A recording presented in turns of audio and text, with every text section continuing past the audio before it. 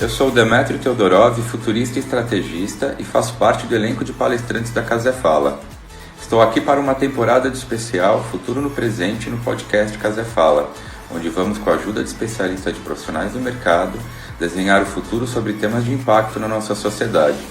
No episódio de hoje vamos falar sobre o futuro nos filmes de ficção científica e seu impacto e desdobramento no presente. Quem está comigo hoje para me ajudar a trazer o futuro para o presente é a futuróloga Lídia Zuin. Bem-vinda, Lídia. Obrigada, Demetrio. Eba, me conta um pouco sobre você. Bom, eu sou jornalista de formação, fiz mestrado em semiótica e acabei de defender meu doutorado em artes visuais. E sou pesquisadora nata, assim, então muito me perguntam assim, como que eu acabei virando, né, futurista, futuróloga e tal. Mas pra mim é mais um desdobramento do meu trabalho como pesquisadora. Eu já comecei lá em 2009, com 18, 19 anos, começando a pesquisar uma animação japonesa, fazendo essa comparação entre tecnologias fictícias e tecnologias reais, só que no formato ABNT, né, foi uma monografia. E na época ninguém falava sobre isso, tipo Ray Kurzweil, por exemplo, não era um nome que as pessoas ligavam com futurismo, Singularity University, era um cara que falava sobre transhumanismo, umas coisas meio doidas assim, então não rolava. Aí eu passei a vida, fui fazer o mestrado, falei mais sobre arte e tal, e quando eu voltei pro Brasil, depois de trabalhar na Rockstar Games, em 2015, eu conheci a Camila Gattaz num evento justamente sobre... a Camila Gattaz é uma futurista também, futuróloga, e a gente estava falando sobre o futuro da realidade virtual, e aí eu pude resgatar essas minhas pesquisas lá de 2009 e conseguir meio que entrar assim no mercado e começar a falar sobre futurismo e tal, mas trazendo esse viés de pesquisa muito forte, acadêmica, trazendo muitas referências filosóficas, semióticas, antropológicas, sociológicas, assim por diante, e a ficção científica como uma forma de traduzir justamente esses imaginários de futuro para pessoas que não necessariamente entendem, né, o que é inteligência artificial, computação quântica. Elas não precisam ler um artigo científico sobre isso, mas elas podem assistir, por exemplo, um episódio de Black Mirror e entender do que se trata através da ficção. Então essa é a minha proposta enquanto profissional. Lídia, eu sou super fã do seu trabalho, mesmo porque você traz um pouco do... Vou generalizar aqui só para a gente conseguir factibilizar um pouco do universo Star Wars, Star Trek, um pouco do Philip K. Dick, que é um super futurista, trazendo para o nosso dia a dia aqui de futuro, né? Então, assim, sempre, às vezes, quando eu falo de futuro ou escuto, sempre vem aquela coisa, mas está muito longe e tudo mais, ou como que a gente consegue trazer para uma realidade? Eu acho muito legal o seu recorte, porque você consegue trazer com algo distópico, que pode ser muito factível no nosso dia a dia ali a curto prazo, né? Total. E é interessante assim, porque apesar da ficção científica ela falar de futuro, não todos os gêneros, né? Tem alguns subgêneros da ficção científica que na verdade falam de história alternativa, passado alternativo e tal. Mas geralmente sendo de futuro. Mas quando você vê, por exemplo, autoras como a Margaret Atwood, que escreveu Conto da Aia, né, que agora tem a série também, ela fala que ela não escreve sobre futuro, ela escreve sobre presente. Então ela só meio que transforma em metáforas como se fosse o futuro para deslocar do presente e não ficar tão óbvio do que ela está falando nesse momento. E isso é interessante porque aqui no Brasil, durante a época da ditadura militar, muitos autores que não escreviam ficção científica começaram a usar esse gênero para falar do contexto que a gente estava vivendo naquela época, mas usando as metáforas. Então, muitas vezes o alienígena, o robô, o ciborgue, o que seja, não é realmente aquela criatura, literalmente. Ela é uma representação de alguma questão muito humana. Então, a ficção científica ela ajuda a gente nesse... A gente, né, o Joseph Campbell sempre falou que a gente é um ser muito conectado com narrativas, né, e sempre muito mitológico, se conectando com essa forma de contar a vida como uma história. Então eu vejo isso conectado totalmente com ficção científica, contar uma história pra gente entender o que tá acontecendo. E não necessariamente precisaria ser uma ficção científica, só que como a gente tá vivendo um momento de grandes revoluções tecnológicas, então a gente combina as duas coisas, a ficção com elementos científicos e tecnológicos. Exato, né? E você me fez lembrar de um filme que nós encontramos super fácil no YouTube, que é o Arthur C. Clarke falando sobre a exponencialidade do computador pessoal ou do relógio, né? Então, assim, é muito legal também esses desenhos de futuros, quando a gente consegue colocar num panorama, né, de puxada mesmo da indústria, né, para olhar para aquele lugar de possibilidades, né? Então, assim, eu tenho 45 anos e olhando lá atrás, né? Só para fazer um recorte da SpaceX, né? Quando que a gente poderia imaginar, né, que uma empresa privada, né, ia ser disponível para levar seres humanos para outros lugares do espaço, né? Ao mesmo tempo que quando nós olhamos o filme lá do Arthur C. Clarke, lá de 74, falando que a gente ia comprar ticket de shows ou de eventos esportivos pela internet ou pelo computador, a gente ficou espantado, né? Então, assim, eu acredito que tem sempre um papel ali dentro dessa retórica de excitar o nosso mundo atual, né, Li? De trazer essas histórias para o presente cada vez mais efetivas, né? Total. E a questão do Arthur C. Clarke também, eu sempre falo isso, né? Porque ele era cientista também, não só escritor de ficção científica, né? Ele era físico e matemático, ele ajudou no desenvolvimento dos satélites, né? Quando ainda nem existia essa tecnologia ainda. Então é interessante porque ele tinha essa bagagem científica e tecnológica e ele usava a ficção, a narrativa, como uma forma de especular possibilidades de desdobramento daquele conhecimento científico dele. Às vezes acertando, às vezes não. É importante falar que ficção científica não tem obrigação nenhuma de prever o futuro ou de acertar, e que ninguém é capaz de fazer isso, apesar de algumas pessoas venderem isso, né? Mas não é possível. Mas é interessante isso, porque ele já tinha esse olhar visionário naquela época. E a gente vê muito isso nos futuristas de hoje, como pessoas que conseguem decodificar essas tecnologias emergentes, esses conhecimentos científicos que estão se desdobrando, e pensar como a sociedade pode se relacionar com isso, ou ajudar, né, a gente a chegar num ponto que seja desejável. Mas eu acho interessante da ficção científica e da arte, porque ela não tem um compromisso com necessariamente contar histórias que sejam financeiramente interessantes, sabe, vantajosas. Quando a gente vê discursos, por exemplo, principalmente do pessoal do Vale do Silício, a gente vê muito isso sendo voltado para a parte de ser sucesso econômico, trazer, gerar riqueza e assim por diante. E na arte a gente não tem esse compromisso, né? A gente está falando sobre uma questão humana, sobre a existência humana. Então eu acho muito legal dessa parte. Claro que no fim do dia a gente acaba fazendo coisas que tem a ver com negócios para pagar justamente a nossa assinatura do Netflix e afins. Mas meio que isso, eu sou essa parte mais artística, assim. Agora me fala uma coisa. Eu acho que você deve ter escutado, eu também escutei muito isso, né? A gente, como futurista e tudo mais, a gente, nesse último ano, eu pelo menos fui cobrado por quase todos os meus amigos. Ah, você como futurologista ou como futurista, olhando designer de experiências, de novos comportamentos, de tradução tecnológica versus comportamento e sociedade, como que vocês não colocaram como, entre aspas, cisne negro a Covid, né? Ou uma pandemia? Para quem não sabe, cisne negro é algo que ocasionalmente pode acontecer, que geralmente tem um viés negativo, dentro de um designer de tendência ou de futuro, para gerar uma reverberação ali mais realista, né? Então, Li, o que eu queria te perguntar é o seguinte: como que você, como uma futurista super renomada, tal, olha o nosso momento da Covid versus esse cisne negro que o Steve Jobs já cantou a bola de maneira discreta lá em 18, 19, e que a gente teve evidenciado ali em 20. Conta pra gente como que você sente isso dentro das suas tendências aí de futuro. Uhum. Bom, tem a questão que quem trabalha com, né, epidemiologia já se falava muito sobre isso, né? Eles estão o tempo todo pensando sobre essas coisas. Cada um na sua área está pensando na concentração daquilo que ele é especialista, né? Então, o que se dizia é que epidemias acontecem o tempo todo e elas vão acontecer. A gente só não sabe quando, nem como vai se dar, mas ela vai acontecer em algum momento.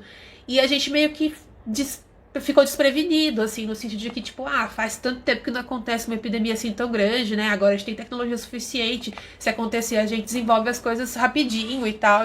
Só que o rapidinho, por mais que a gente tenha desenvolvido a vacina rápido, como foi, em menos de um ano praticamente, ainda assim, em menos de um ano, a gente já tinha perdido milhares de pessoas ao redor do mundo. Então, é muito relativo isso, né? E no começo da pandemia, também me perguntavam muito assim, o que você acha e tal, não sei o quê. E eu ficava um pouco assombrada, assim, porque no começo da pandemia rolava um discurso meio tentando positivizar, assim, ou otimizar o que estava acontecendo, no sentido que a pandemia acelerou 5 anos de inovação tecnológica em 5 meses, sei lá, 5 semanas, um negócio assim, sabe? Tipo, mano, mas foi a custa de vida, sabe? Foi a custo de pessoas no setor médico tendo que trabalhar dias e noites e tal, e não precisava ser assim. A gente, enquanto futurista, justamente faz isso. A gente fica estudando, entendendo o que pode vir a acontecer e mapeando estratégias para lidar com isso. O próprio tem um filósofo alemão que chama Hans Jonas, que ele fala justamente sobre isso na questão da futurologia comparativa.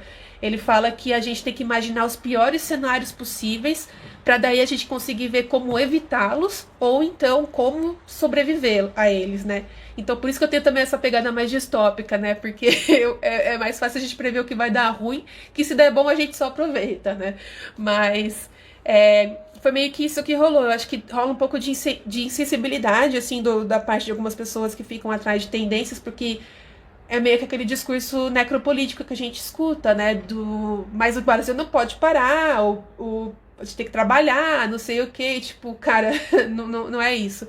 Quem não tá vivo não trabalha, né? Então a vida é muito mais importante do que o dinheiro, no final das contas. Mas enfim. Não, total, né? E quando a gente olha no recorte de possibilidades, né? A gente começa a entender, né, Lídia, que a gente usa todo um legado ao favor, né? Eu vejo muito o lance do CRISPR no desenvolvimento das vacinas, né? Então, assim, eu acho que teve um acelerador lá atrás, né, que o lance da exponencialização trouxe, que foi uma super ajuda agora nesse presente que está virando um futuro mais positivo, né, em função dessas descobertas, né? Com Então, certeza. eu acho que a gente, quando olha para o passado, na questão, né, de tentar achar um legado bacana, eu vejo muito o CRISPR como um grande alavancador dessa velocidade que você falou, em uma vacina em menos de um ano, né? Então, assim, são questões muito interessantes. Agora, abrindo um pouco, falando um pouco mais de sustentabilidade, desse novo mundo que a gente está vivendo, em que toda a cadeia de valor ela acaba voltando, né, para aquilo que a gente recompõe da natureza, né? Como que você vê essa questão do movimento de sustentabilidade e de futuro, sendo que a gente está numa época em que questões de natureza, de recomposição do ecossistema, de diversidade e de governança vem sendo, assim, prato do dia, nem só para o presente, né? Mas como que a gente consegue melhorar isso no futuro, né? Aí a gente envolve inteligência artificial e novos movimentos. Como que você vê esse lugar aí de sustentabilidade, Lídia? Eu acho que é um negócio muito grande, assim, né? Eu acho que tem várias facetas que a gente pode analisar, no sentido de que, finalmente as pessoas perceberam, o clima tá mudando, aquecimento global, né? Tá rolando.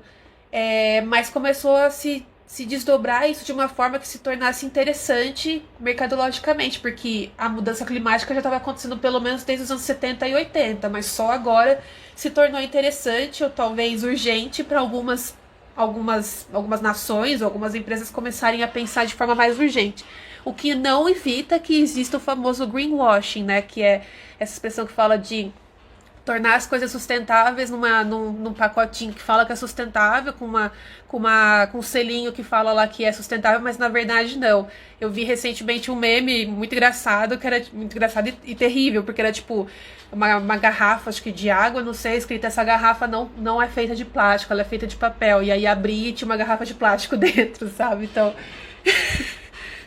Eu não sei se era de verdade aquilo, mas mesmo que não seja de verdade, é uma boa metáfora para entender que às vezes a gente paga mais caro, a gente confia naquele produto ou naquela iniciativa, porque está vendendo uma ideia de sustentabilidade e no final das contas é só meio que uma gentrificação, ou só colocando mais, né, deixando mais caro para a gente salvar a nossa consciência burguesa, digamos assim. Então tem esse lado. Mas, por outro lado, também tem muita gente, né? Eu acho que a própria Greta Thunberg é uma puta referência nesse sentido, de uma pessoa que tá... Uma menina, né? Uma menina que tá trazendo isso em pauta e movimentando o mundo inteiro.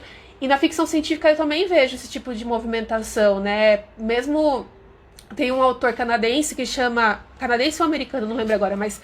Ele chama Kim Stanley Robinson. E ele, desde, sei lá, também os anos 80, 90, publica... ficções que são, né, conhecidas como cli-fi, que seria climate fiction, né? Então, ficção de falando sobre clima. E aí ele tem livros como o Ministério para o Futuro e tal, que ele fala muito sobre isso, né? Sobre mudanças climáticas, sobre o que fazer, inclusive usando novas tecnologias.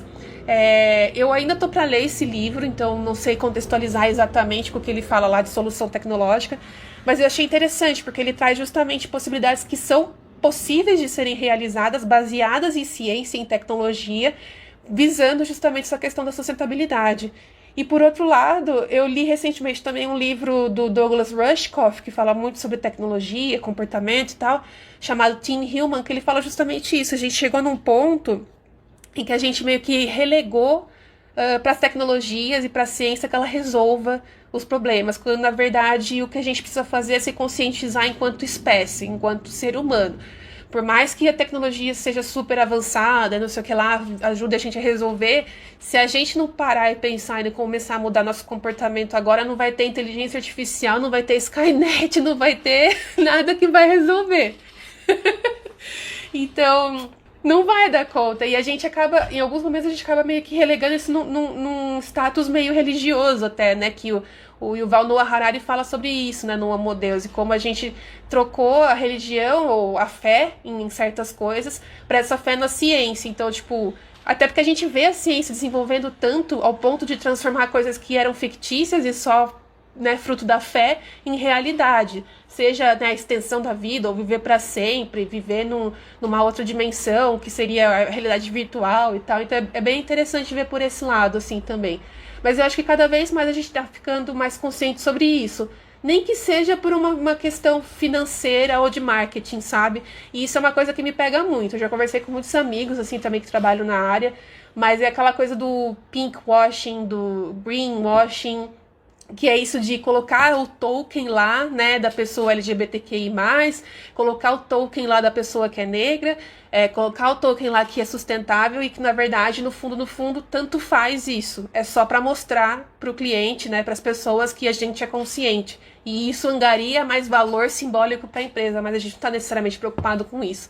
Então, mas... sei lá, eu já ouvi as pessoas falando, pelo menos tá colocando essas pessoas, sabe? Pelo menos tá trazendo isso em pauta, por mais que não seja honesto. Mas aí cabe a gente como consumidor ou como ativista, sei lá o adjetivo, de, no final do dia, cobrar o resultado lá do final, né, da onde que está reverberando, né? Total. Aquele hate para você engajar mais, né? Então, assim... aonde que a causa, que a companhia impacta na causa LGBTQI+, ou de sustentabilidade, que dá o rebound de volta para o ecossistema de uma forma, né? Ah, sim, o consumidor ficou muito mais consciente disso e começou a cobrar, principalmente nas redes sociais, né? E acho que até durante a pandemia, talvez por a gente ter passado mais tempo na internet, começou a ter mais treta nesse sentido ainda, né? Então... Não muito, porque a gente começa a ter muito mais atenção com esse ecossistema de consumo, né? Total. Agora, Lídia, me fala uma coisa. Você tem um blog super bacana, né, no UOL. Me fala qual que é o caminho do seu blog para a gente deixar aqui. Então, acho que é mais fácil até digitar meu nome no Google, Lídia Zwin, e colocar o Alt-Tab. Principalmente, vai ser um dos primeiros resultados, se você colocar meu nome lá no Google, vai aparecer o blog do UOL, meu Medium e tal. Mas lá eu falo muito sobre essas coisas que a gente está conversando aqui, né? Sobre ficção científica, inovação tecnológica, mas também muito sobre comportamento, sobre política, filosofia e tudo mais. A última postagem minha, por exemplo, eu falei sobre o trabalho artístico de um artista brasileiro, Flávio de Carvalho, falando sobre que ele fez uma série trágica, que ele ilustrou a mãe no leito de morte, né? No processo de morte. Então, eu trago algumas coisas meio pesadas assim também, mas que é importante falar. Ah, não, a gente não pode economizar assunto, né? Ainda mais falando de Total. futuro. Um assunto que me deixou muito empolgado, e eu queria bater um papo com você sobre ele, é o metamodernismo, e você falou dele meio que fazendo um artesanato super bacana, super interessante com o WandaVision.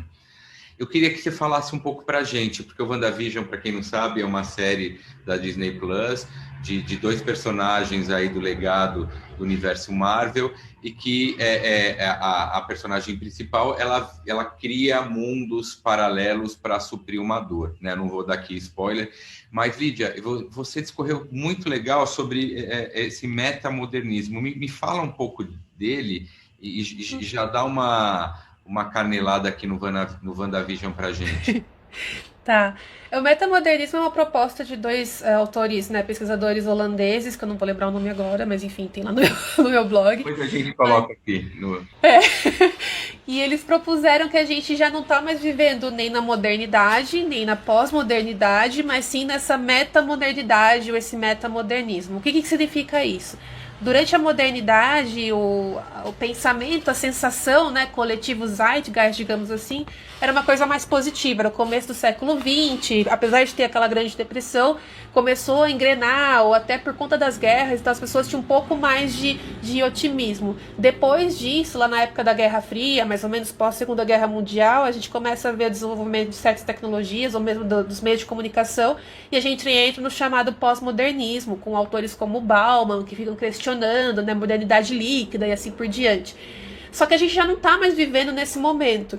Por quê? Porque a gente já vive num outro contexto tecnológico, mas também de percepção social, de comportamento e de relação com a nossa realidade. E aí esses autores propõem que a gente está vivendo esse metamodernismo, que não seria nem o otimismo do modernismo, nem o pessimismo escancarado do pós-modernismo, mas sim um otimismo meio nostálgico, mas pessimista.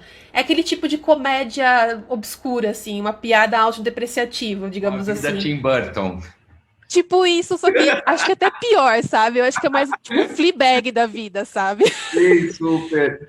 Ai, que ótimo. A gente vai deixar todas essas referências para vocês depois, tá, gente? E aí é mais esse sentido de, tipo, você fazer coisas assim, tá bom, e o humor millennial é muito isso, né? A gente brinca, eu falo a gente porque eu sou millennial, né? E a gente brinca assim, tá bom, a gente não tem dinheiro pra comprar uma casa, mas pelo menos a gente compra torrada com abacate, sei lá, uns memes assim, sabe? E aí o metamodernismo é isso, a gente zoa com a nossa própria desgraça, mas no fundo, a gente tem uma esperança de que ainda vai dar certo em algum momento, que é essa nostalgia. E aí no WandaVision é uma série justamente muito focada em nostalgia. Vou tentar também não dar spoiler, mas basicamente é uma mutante, né, do universo lá da Marvel, do X-Men e tal, e ela consegue criar outras realidades. E é muito interessante porque essas outras realidades que ela cria são como se fossem programas de televisão, então sitcoms, né? Então resgata o formato de programas de televisão que são muito afetivos na nossa memória, né? Então, eu não vou lembrar o nome agora dos programas originais do quais foram baseados, mas sei lá, pensa no seriado que você assistiu na sua infância ou na sua adolescência. Feiticeira, Ginny, os dos anos 80, tipo Friends no começo, Isso. 90, né? Malcolm in the Middle, eu acho também que tinha um negócio assim que eu nunca assistia, mais americano, né? Mais no contexto americano. Mas, e aí é isso, ela vai criando ao longo das décadas reinterpretações da vida dela, levando uma vida comum, de casal, suburbano, filhos, né? Aquele sonho americano de ter a sua casa com cerquinha, branca, filhos, cachorro, carro e tal. Mas não dá muito certo, porque em certo momento as coisas começam a desmoronar. Então eu vejo um pouco de conexão com o metamodernismo nesse sentido. A gente sabe que tá ferrado tudo, a gente até pode zoar um pouco com isso, mas a gente tem uma pontinha de esperança que talvez melhore, talvez a gente consiga meio que driblar essa negatividade.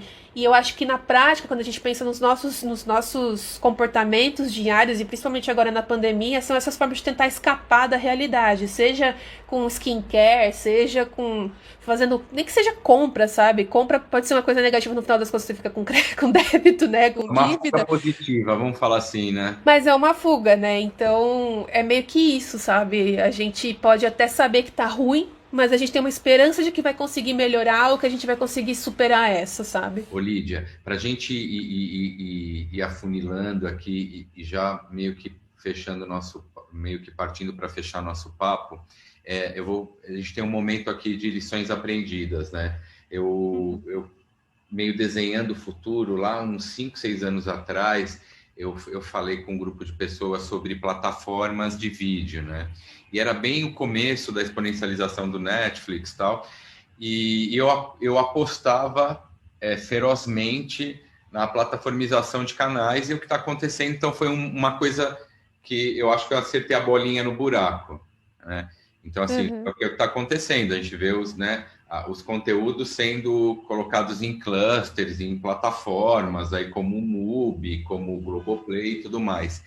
Me fala uma bolinha ali de futuro que você sente que você acertou ali no seu tempo aí, que você comentou lá atrás, que você sente, putz, está se formando, ou se formou, ou vai se formar em breve, que você está sentindo. Me conta uma bolinha que você acertou no buraco.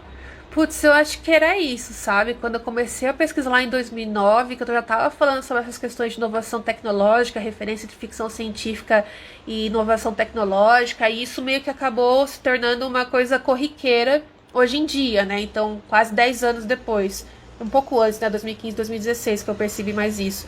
E a gente vê hoje artistas, né?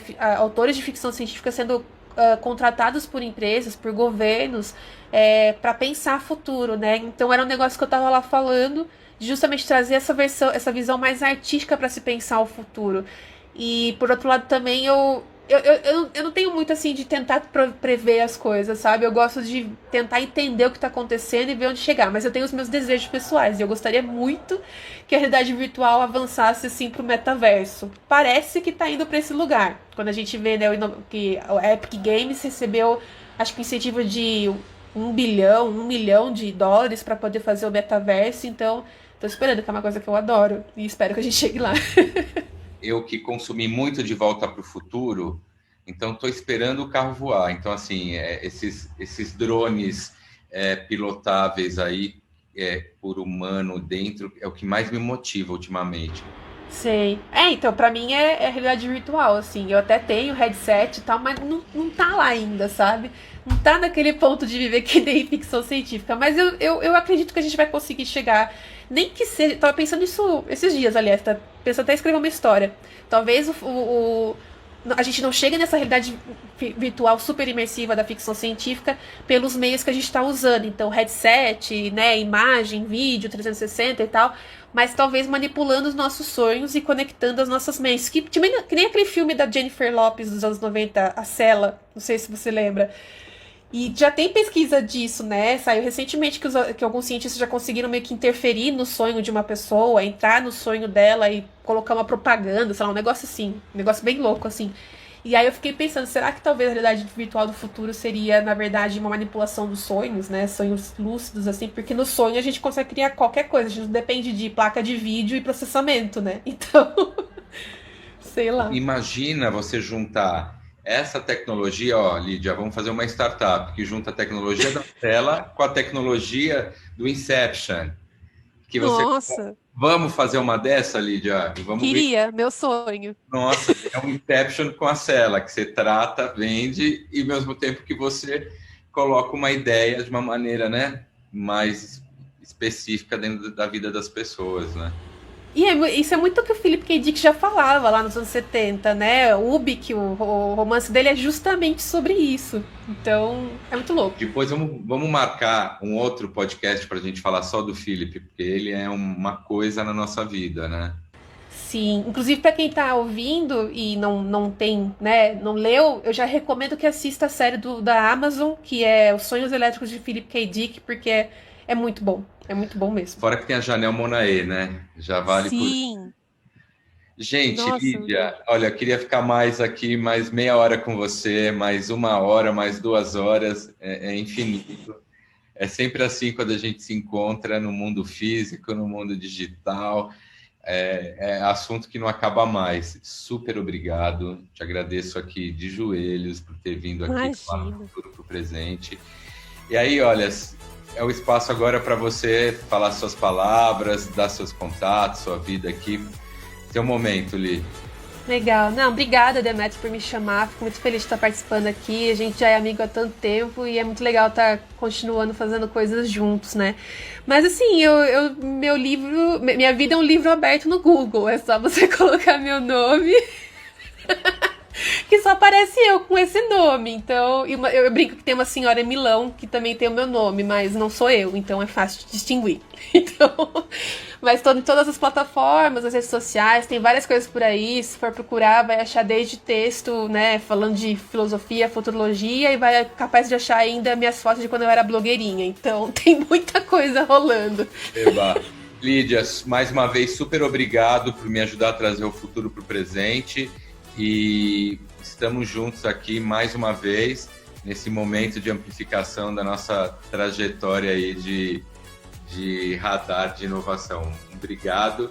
E galera, fica com a gente nos próximos episódios. Um abraço. Agradeço a companhia e te espero nos próximos episódios em todas as plataformas. Obrigado. Podcast original Cazé Fala. Idealização desse podcast é de Demetrio Teodorov e Fabiano Oliva. Edição, Léo Caldas.